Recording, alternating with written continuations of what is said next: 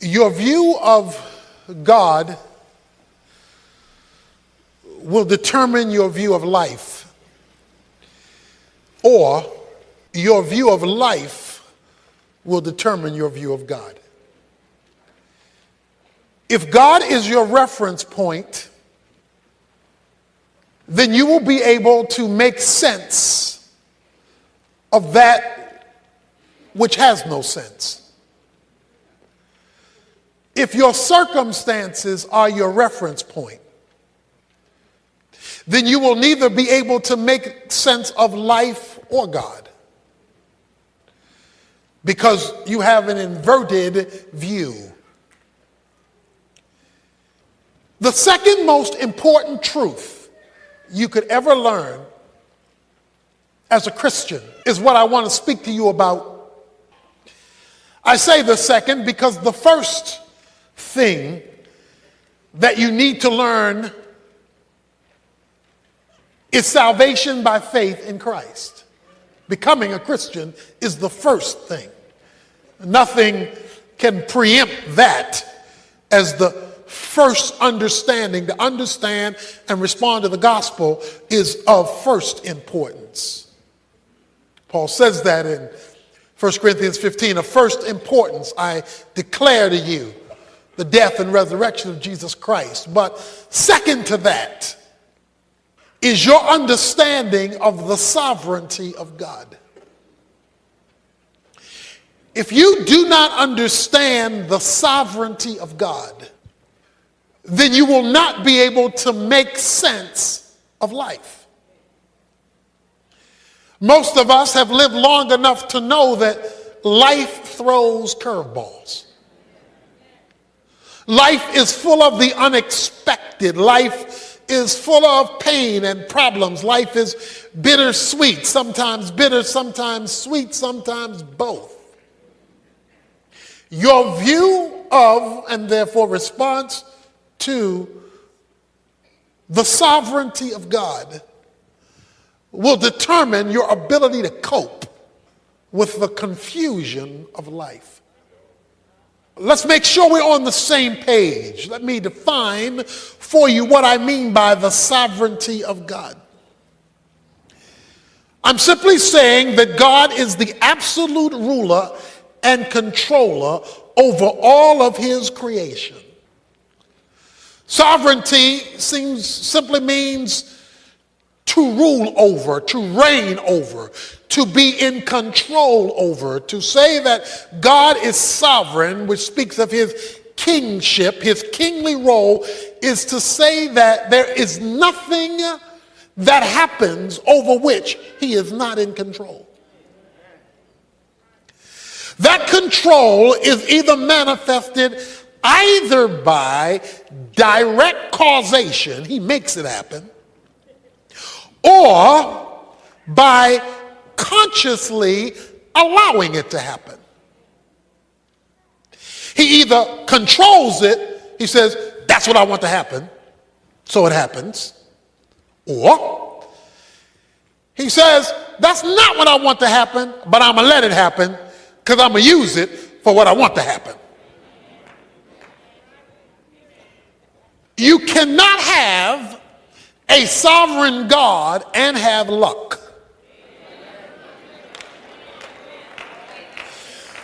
You cannot have a sovereign God and have chance. You cannot have a sovereign God and have fate. Because that means those terms refer to things happening haphazardly, with no order to them, with nothing in control. They just show up. God's sovereignty says that things don't happen, things are under control when they're out of control. Or I like the way Ephesians 1:11 says it, that God does everything after the counsel of his own will. Everything. He is creator, controller, and sustainer of all things. So we've got to establish this as the governing principle of life. The governing principle of life has to be the sovereignty of God. Therefore, you can never first appeal to your circumstances. If God is sovereign and you're not sovereign, that means your circumstances are not sovereign. God is. So the reference point for life must not be life, it must be the sovereignty of God.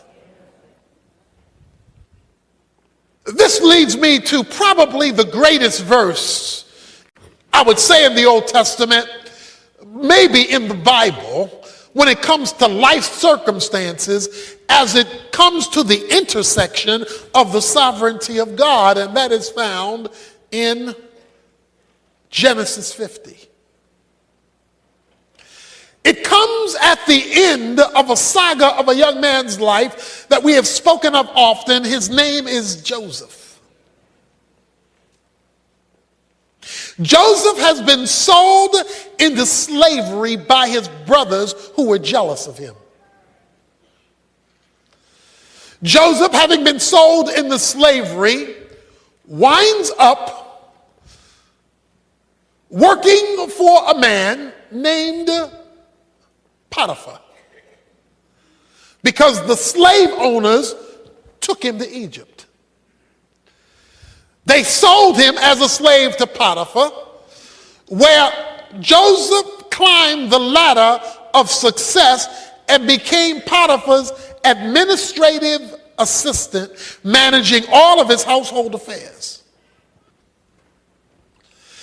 While managing his household affairs, Potiphar's wife sought to seduce him, and he refused. In her anger over his refusal, she cries rape,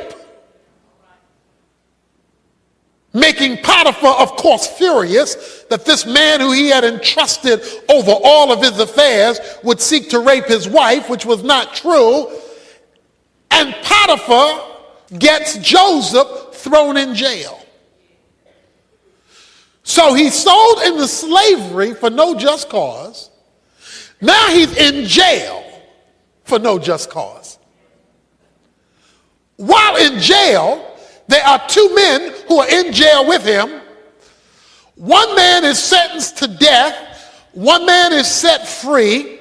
Joseph says to the man who's set free, "Remember me to Pharaoh."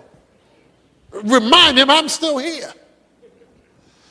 The man who he talks to forgets. He's free. He's not remembering nobody else.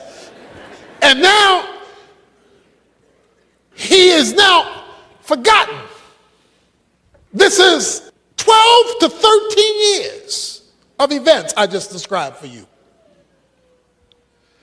Every time it looked like he was going up, zoom, he went down. You talk about it's not fair. Joseph could say, this is not fair. Pharaoh has a dream he can't interpret, that he doesn't understand. And I'm covering a number of chapters in the book of Genesis, a story that is riveting. He comes to a place where he has this dream he can't interpret, and then the man in jail remembers. There was this dude in prison who was good at this stuff. He could interpret dreams. And since nobody can tell you what this dream meant, maybe you ought to call on him. I think his name was Joseph. Joseph is summoned up to Pharaoh. Pharaoh tells him the dream. And Joseph says, this is the interpretation. There will be 7 years plenty. There will be 7 years famine. In order to get ready for the 7 years famine, you're going to have to store from the 7 years plenty. Pharaoh was so awed by Joseph's ability to interpret dreams. He took him from the outhouse to the White House. Joseph, in one day, becomes the second in command in Egypt. Over 12 years of pain is overturned in one night. I mean, he couldn't have climbed that ladder as a Jew in 12 years if he had applied for the job and worked at it. But through a supernatural lucky opportunity, he is placed second in command in a foreign land that are not his people. Through a series of events that is literally Hollywood. It's a Hollywood kind of story. His father and 11 brothers are caught in this famine. And the only place you can get food is Egypt. Egypt, because of the interpretation of the dream, has all this extra storage. So the only place you can get food is you got to go to Egypt. So the brothers make their way up to Egypt. I'm going somewhere with this, stay with me. They make their way up to Egypt to request food. Joseph recognizes these are the boys that sold me into slavery. These are my brothers. But they did not recognize him. Of course, years have passed. Last time they saw him, he looked like one of them. Well, he living large now. Things have changed. They don't know who he is. He knows who they are. Joseph does a number of things in the story to force them not only to come for food, but to come back. One thing he did was say, well, you leave your younger brother with me. By the way, how's your father doing? So he getting all the info, all the intel. The brothers come back. They are gathered in the room with him. Joseph must say, hold on for a minute. And he turns aside and goes outside and weeps. He's bawling like a baby. In fact, 5 times in the story of the saga with Joseph and his brothers, it says, and he wept bitterly. A lot of reasons for the tears. One, seeing his brothers again. One, remembering what they did. I mean, it was a whole series of events. In chapter 45, you have to turn there yet. I'm going to show you something there in a moment. In chapter 45, when the brothers are standing before him, Joseph clears the room. Of all the Egyptians, he says, all you folks leave, and you folks leave me here alone with these men. And Joseph says, come near to me. Now they want to know what is going on here. All we did was come up for food. Now we are trapped in this circle that we can't break out of. Come near to me. Now, some time ago, I shared with you what my holy imagination thinks happened. Because it was on this occasion, the Bible says, Joseph revealed himself to his brothers. And from my perspective, the fact that he tells everybody else leave, he tells them, come real close. He wants them to see something that would validate his identity. And there was only one thing that would validate his identity: his circumcision. Thus everybody leave, you come near. I am your brother Joseph. Because only Jews were circumcised. Nevertheless, they're now terrified. Because the one they sold into slavery is now in charge. You know, what goes around comes around. It ain't over till it's over. In chapter 50, the brothers saw that their father was dead. Jacob is now dead, the father. And they are terrified. What if Joseph should bear a grudge against us and pay us back in full for all the wrong we did to him? What if?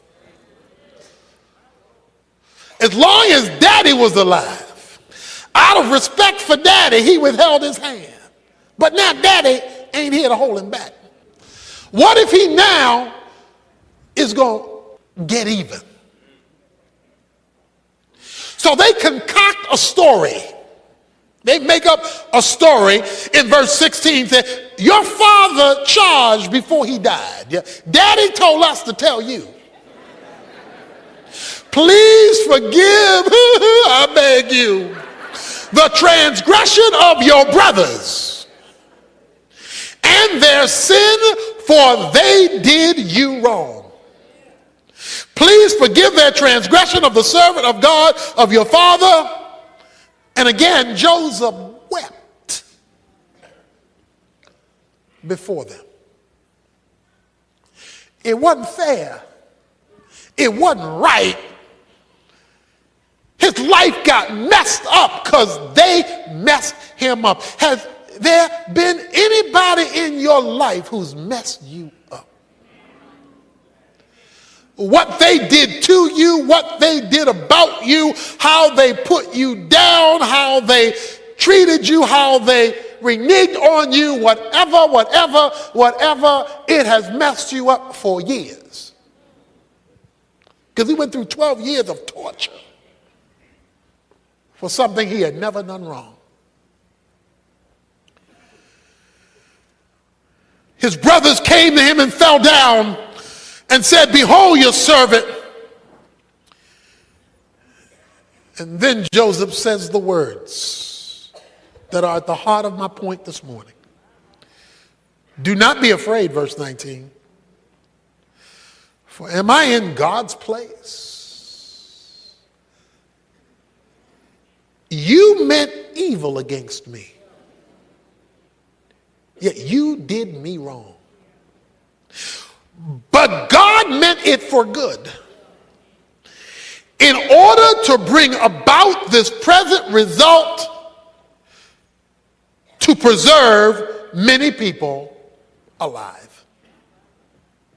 It doesn't get stated any clearer than that. Am I in God's place? He says, I am looking at this through a different set of eyes than you are. You're looking at what you did to me, and what you did to me was wrong, but what you did to me is not my final reference point.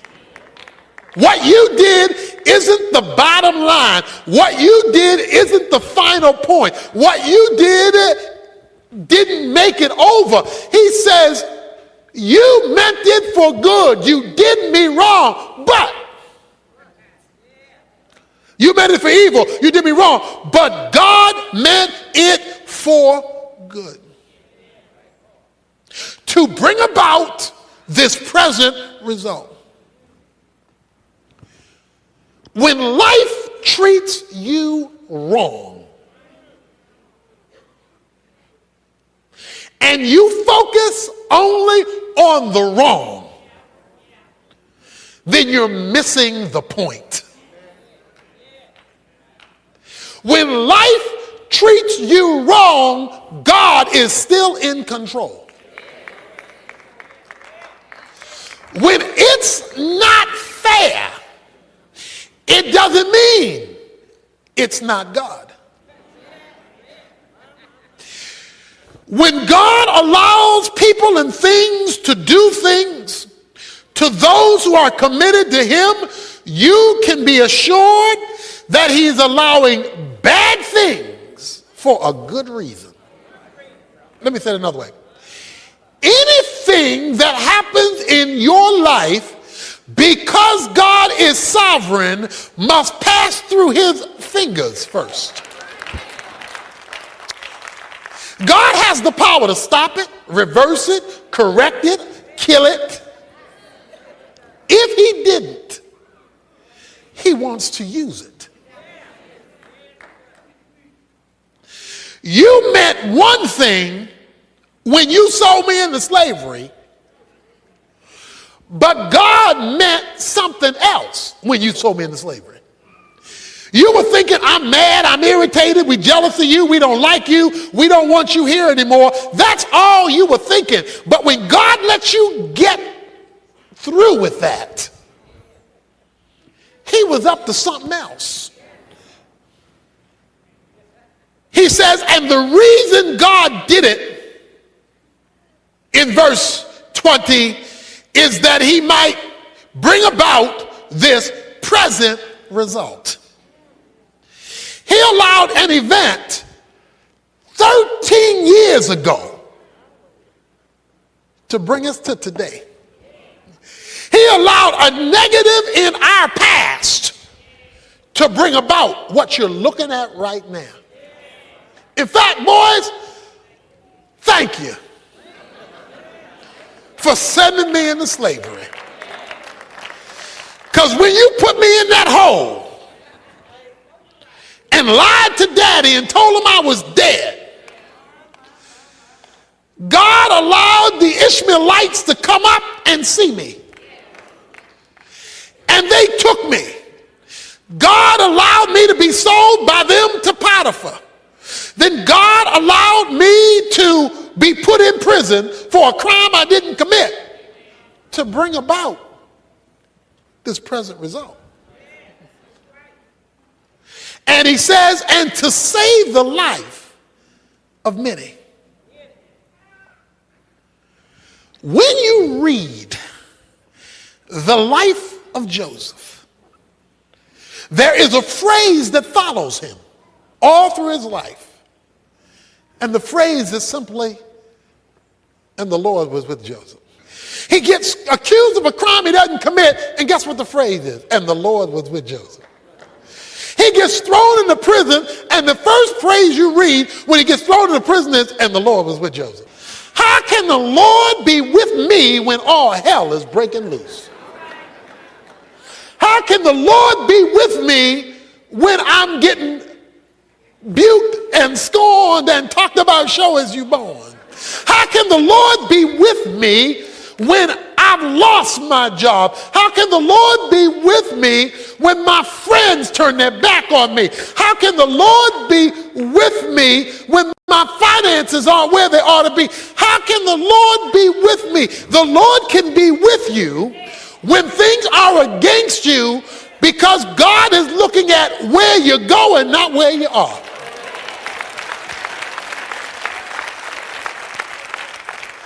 You see, our problem is all we see is what we see.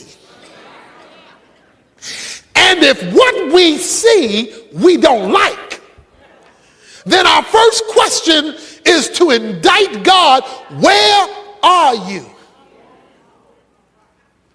Unless you understand God is sovereign and that he controls all things, either by determining them or by allowing them for a greater purpose, you're going to be stuck where you are. You're going to be bitter and you're going to be angry. God is so big. Let me tell you how big God is. The Bible says that God holds the world in the span of his hand. Now, the span of your hand is simply to open your hand and to measure the distance from your thumb to your pinky. That is the span of your hand. He wants you to know how big God is. He says God is so big that the whole world fits between his thumb and pinky of one hand. Now, if the whole world fits between the thumb and pinky of God, he don't need his arm, he don't need to grab it, he don't need his feet to hold it up, he doesn't need all that. All he needs is one hand, and the whole world fits there. See, what you have to understand, what we have to understand is God is bigger than the sum total of his creation. He is not part of the creation. He is bigger than the creation. However, he is involved in the detail. This same God who controls everything from the palm of one hand is the same God who doesn't miss a sparrow when it falls to the ground. So he is big enough to run everything and yet detailed enough to miss nothing. He did not miss what happened to you. But because Joseph had a view of God that transcended his circumstances, he could interpret his circumstances in the light of who God was. And God is so big that his plan can incorporate bad. He is so big, God can't do bad. God doesn't promote bad, but God can use bad for his plan.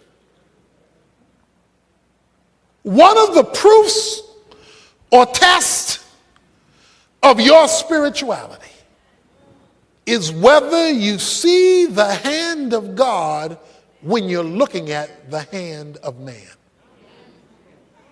I hope you didn't miss that. One of the tests of your spiritual progress is whether you see the hand of God when you're looking at the hand of man, especially when the hand of man is negative. Yeah, you get your praise on when the hand of man is good. Because then you're seeing, well, that must be the hand of God.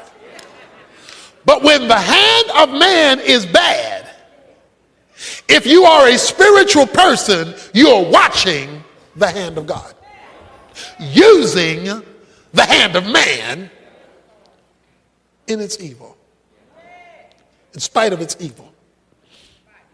Joseph was confident in the plan of God. Look at chapter 45. Verse 4, then Joseph said to his brothers, please come closer to me. And they came closer. And he said, I am your brother Joseph, whom you sold into slavery.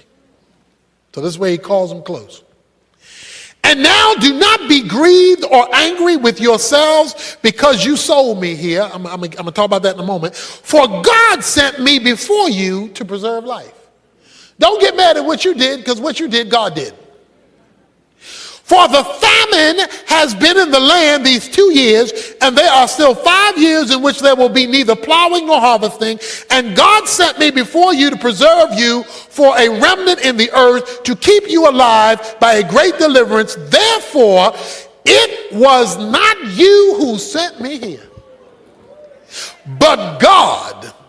And he made me a father to Pharaoh and lord of all of his household, to rule over the land of Egypt. You didn't send me here. Now let me show you another scripture. Psalm 105, verse 16. And God called for a famine upon the land. And he broke the whole staff of bread, and he sent a man before them, Joseph. Now this is the psalmist writing many years later after all these events have happened. And he sent a man before them, Joseph, who was sold as a slave. They afflicted his feet with fetters, put him in prison. He himself was laid in iron for a crime he didn't commit, remember? Until the time that his word came to pass, the word of the Lord tested him. The king sent and released him, the ruler of peoples, and set him free. He made him lord of his house, Pharaoh did, and ruler over his possessions, to imprison his princesses at will, that he might teach the elders wisdom. And here's what I want to point out. Israel also came to Egypt. Israel is Jacob. Jacob's name was turned to Israel. All right, let's put this in perspective now. Remember now, if you are on the same page with God and bad things happen to you, You must look at the bad things as the hand of God and not merely the hand of man. That's my point. God knows what he's doing. In allowing that to come to you, he knew it was coming. He decided not to stop it, so he must plan to do something with it. You say, but why is he allowing the negative? He tells you in Psalm 105, he says, to test him. Joseph, you talking about all that, I trust in the Lord. You say you believe in me, you have confidence in me. Let's see. Do you trust me when man's hand is against you? When you are committed to God and man's hand is against you, it's a test. It's a test. God wants to see whether you trust him, not hear it. Do you trust him when it's going backwards? When it is going in reverse? Are you blessing his name now? Are you worshiping him now? Are you giving him glory now? Are you coming to church now? Are you serving him now? Are you giving now? Are you responding like he's good even when it's bad? God allowed the negative to test you. God was up to something much bigger. In fact, the reason it took so long was because it was so big. Let me give you good news about a long test. If you're in a long test, it's because there's a big reason. So let me tell you the reason. He says, Israel came to Egypt. God made a promise years earlier to their forefather named Abraham. I'm going to make of you a great nation. I am going to make of you a great nation, and when I make of you this great nation, as part of this process of bringing this nation into being, God says, you will be in a land called Egypt for 400 years. And out of that 400-year experience, I'm going to give birth to a nation that will come out of your offspring, and this nation shall be my people and shall glorify my name. That goes way back. That's what Joseph's great-granddaddy. That's way back. Question is, how was God going to keep his promise? He got Joseph's brothers to sell him into slavery. The slave owners sold him to an Egyptian. The Egyptian sent him to prison. He became the confidant of Pharaoh. He's the only one who could supply the food, which brings his 11 brothers up to Egypt. While they are now living in Egypt, they become the children of Israel, expanding in Egypt. So guess what? God used the negative in one man's life to keep a promise about the building of a whole nation. Joseph went through deep waters because God was doing a whopping thing. When your waters are deep and they're lasting long, get your praise on. Because he's preserving something. He's building something. He's doing something. The problem is only spiritual people see this. The carnal are complaining. The carnal are cussing and fussing and rebelling. The carnal are spending all day asking why rather than spending time giving thanks in everything.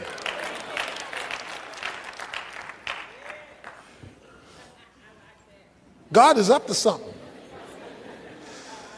If his delay is one negative on top of another, and you're walking with him. See, Joseph was walking with God. And because he was walking with God, it was not wasted time. If you're not walking with God, you don't know what is going on. And you mad all the time. Verse 21 of chapter 50, so therefore do not be afraid. I will provide for you and your little ones, my nieces and nephews. So he comforted them and spoke kindly to them. I need to read that again. Some of you already know where I'm going. So therefore, do not be afraid. I will provide for you and for your little ones. So he comforted them and spoke kindly to them. When you have God's point of view, you can relate to people who hurt you differently. See, if all you see are the people who hurt you, you did this to me and I'm going to get you.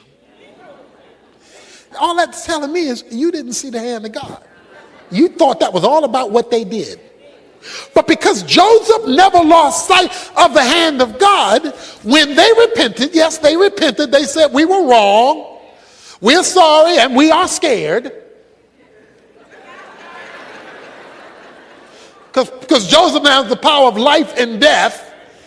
He says, don't be afraid. I not only forgive you, I'm going to take care of you. I'm going to comfort you. I'm going to help you.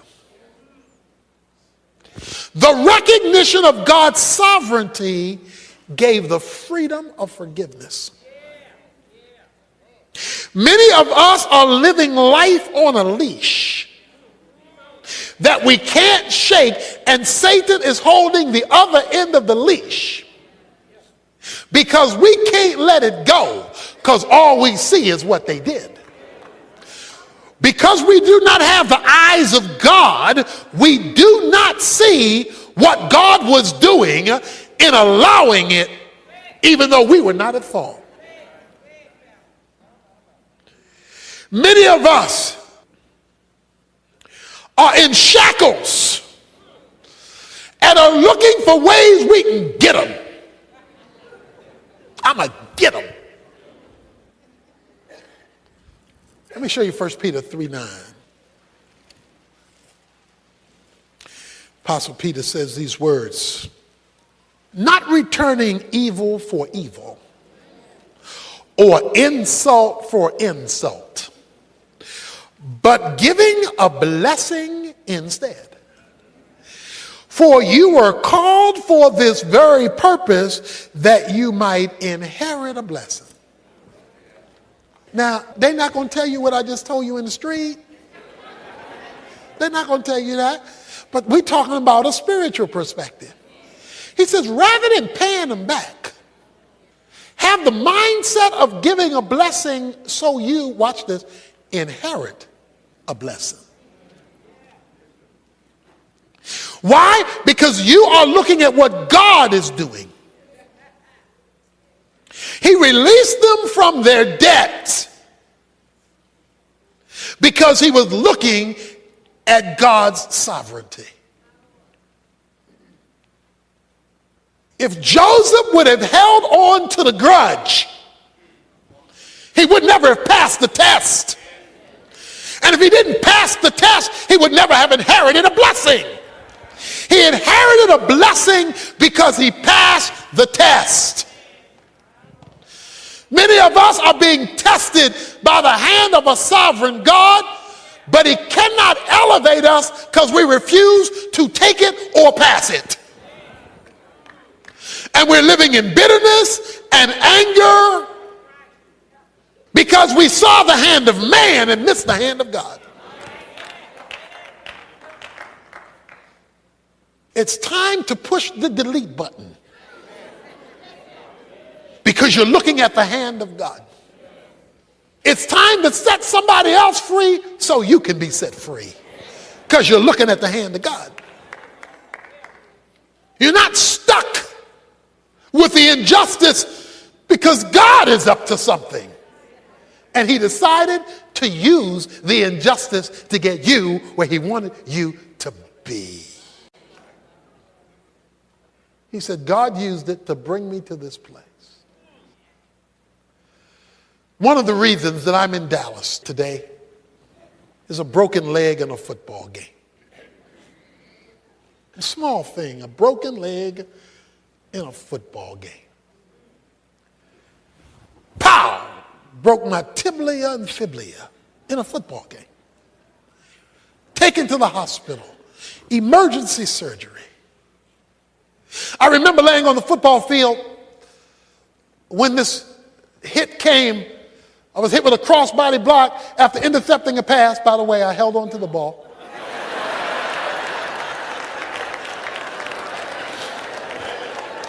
Just want to get that straight. I'm not a punk. I held on to the ball.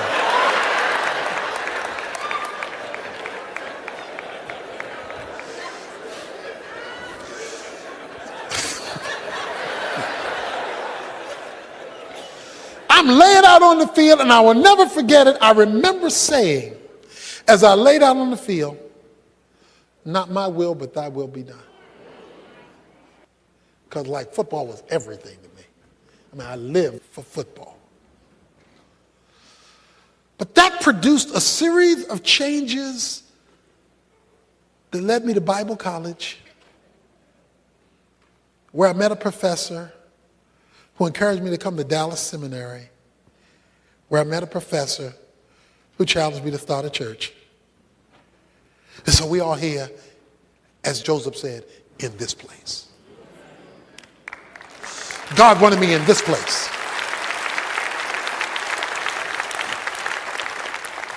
And it was inspired because something got broken. If God is allowing something in your life to break, rather than simply going off on the one who hits you, ask, Lord, what is your will? What is your plan? What place are you taking me? When astronauts are learning to fly, they are put in a flight simulator where pilots are confronted with every kind of conceivable flight emergency. It is there in the simulator that they hone their responses and skills until they can successfully face them. They are given difficulties so that they can have the proper reaction when the real thing comes. The simulator really isn't the real thing. It just feels like it. They are preparing them in the test for when they get high, for when they're elevated, when they take off. God is allowing you in the simulator.